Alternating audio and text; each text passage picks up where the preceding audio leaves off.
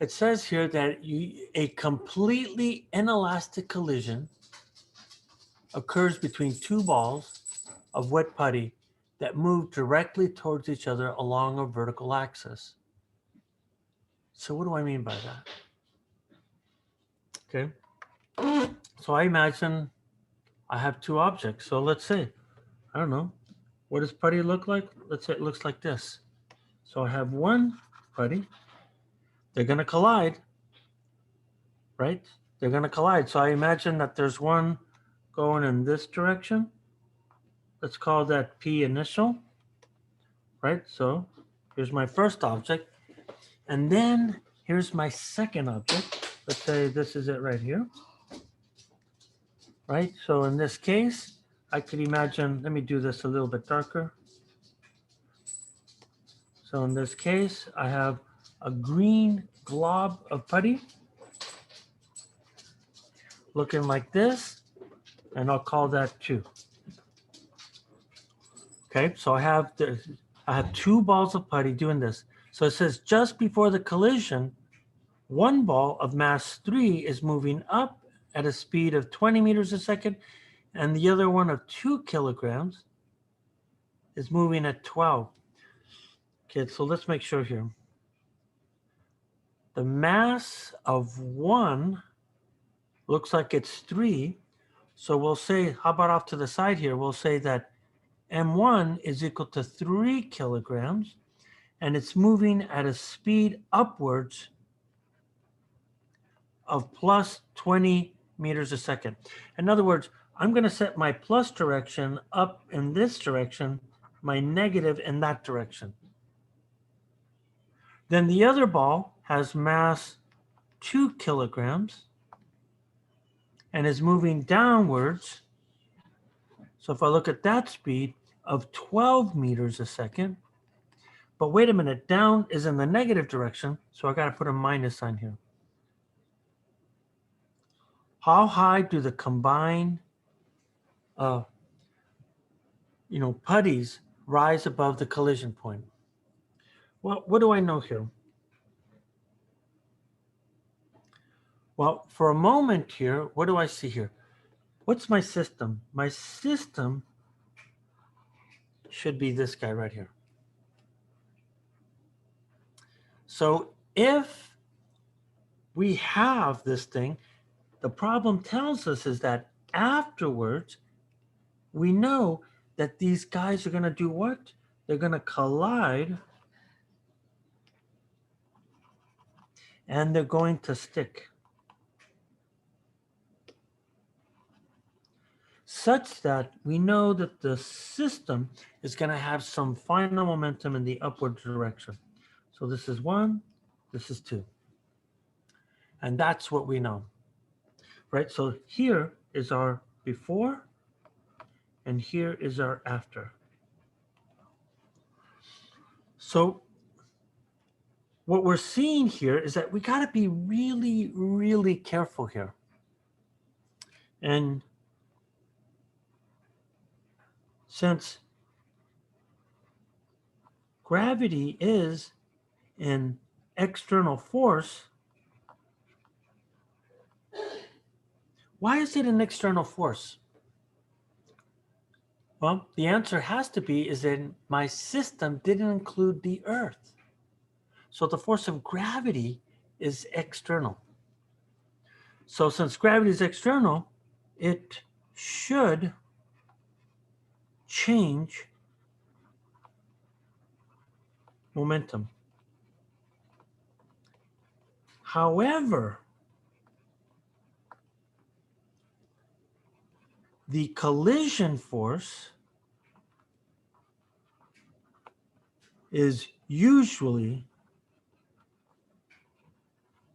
much, much larger. In other words, the force of the collision, if it's much, much larger than the force of gravity, which is very common, then this implies here that we can ignore the external force of the force of gravity. and essentially say that relative to that is 0. So if we do that, then what do we know here? Well, since this is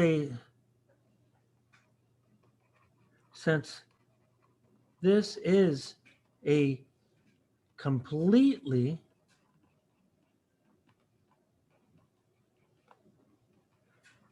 inelastic collision, then we must have that P, before must equal P afterwards, but the kinetic energy before is not equal to the kinetic energy afterwards. The classic definition of that. So we want to see this in two pieces here then, right? There's two pieces. So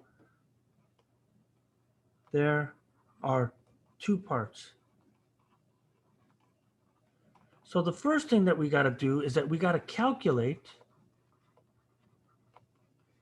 the speed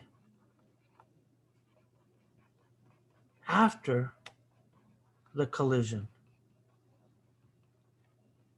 Right? That's what we got to do.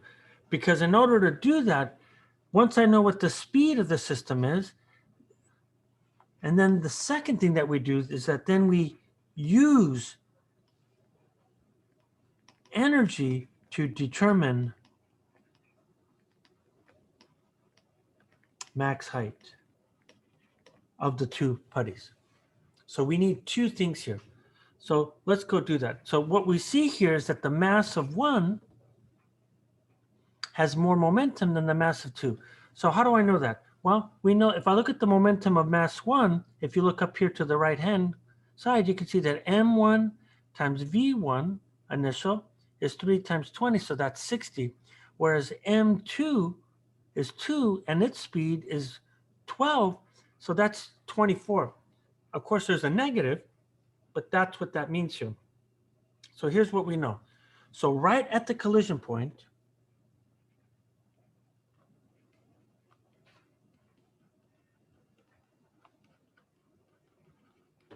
what I'm seeing here is that the bar diagram shows that I have, let's say, this amount of momentum.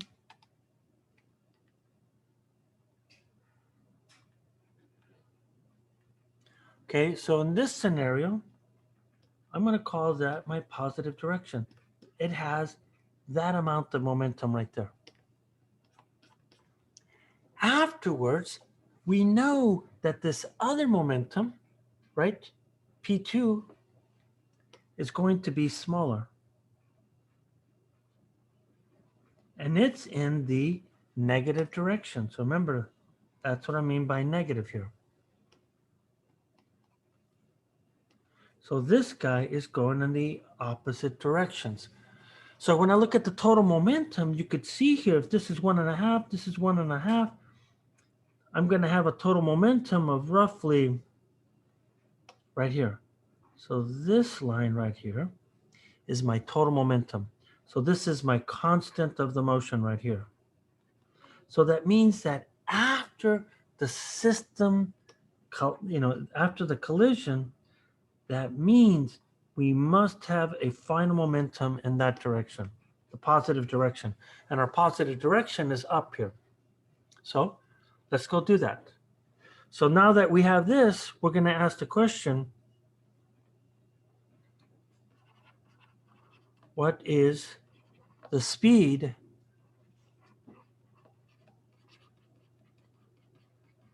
after the collision? Well, from the bar diagram, right? The bar diagram immediately tells us that we have to have what? P before equals P after. And from our picture, we could see here that's got to be P1 initial minus P2 initial must equal P final. Then if I write in the details, of course, we have M1 V1 initial minus M2 V2 initial. But if I look at the momentum of the system, you could see that both masses are moving at the same rate. So it must be M1, M2, V final. So conservation of momentum tells me that I must have this here. So now, solving for V final, you could see that I just got to bring the mass over. So I'm going to have M1 V1 initial into V2 initial divided by the total mass. So plugging in the values that we already know here. And what do we know? I think we had these values here. So I'm going to highlight these and bring them down. So what I'm going to do here is that I'm just going to say, okay, here's my values. And my values tell me that they are this guy right here. So if I plug these guys in, what am I going to get here? Well, I could see that M1 is 3, V1 initial is 20, minus M2, but M2 is 2, and look at that minus sign is, and this minus sign are the same, so it should be 2 times 12 divided by the sum of these. And if I compute that, I get a number that reads 7.2 meters per second. And that's going to be the final speed of that system after the collision. So now I have the sign, my velocity here going upwards. But one of the things that we wanted to do here is that we wanted to calculate the maximum height. So is the max height of the system. So what do we know? Well, what we do know is that we start off here and we have the glob here. So we have 1 and we have 2. And what we're going to do here is that this thing, we know the speed at which it starts off at. And then it's going to come up to its maximum height right here, let's say. So we know that this guy is moving in this direction with a final speed of 7.2 meters per second. When it gets to its final height, we know it has to be 0. So what we're seeing here is that then if I look at this height to this height, this is going to tell us what that max height will be. Okay, so using conservation of energy,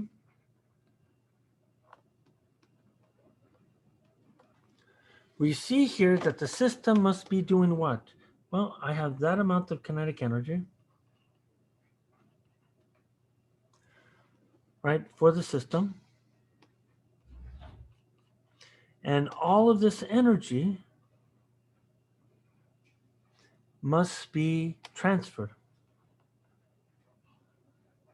to gravitational potential.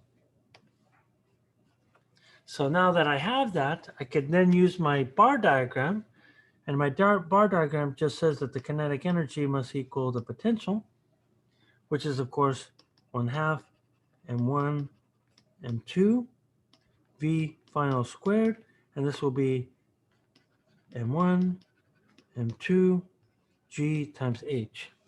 Hey, Carlos, for Yes. problem, it's an inelastic collision. So how can we use conservation of energy if energy isn't conserved? Yeah, but note that this is after the collision. Energy is conserved after the collision. It wasn't conserved beforehand.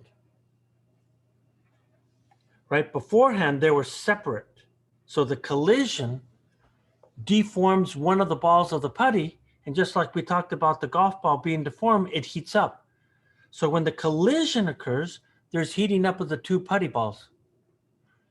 But now, there is no loss in heating up. Right? There is no loss in heating up. And because of that, I can use conservation of energy. So it's just there's no conservation of energy at the point of contact? Yeah, that's exactly right. You lose it due to heating. So what we're seeing here is that we look at this guy here. So now that we see this, we can then solve for height h. So then h, in this case, is then going to be what? It's going to be v final squared divided by 2g. And if I plug in my numbers, this is going to be 7.2 meters per second divided by 2.9.81. And if I compute this, I get 2.6 meters for this height. You know what? I called it Y max, and here I'm calling it H. I think I'm going to stick to what my picture says. Sorry about that. I'd rather stick to my picture.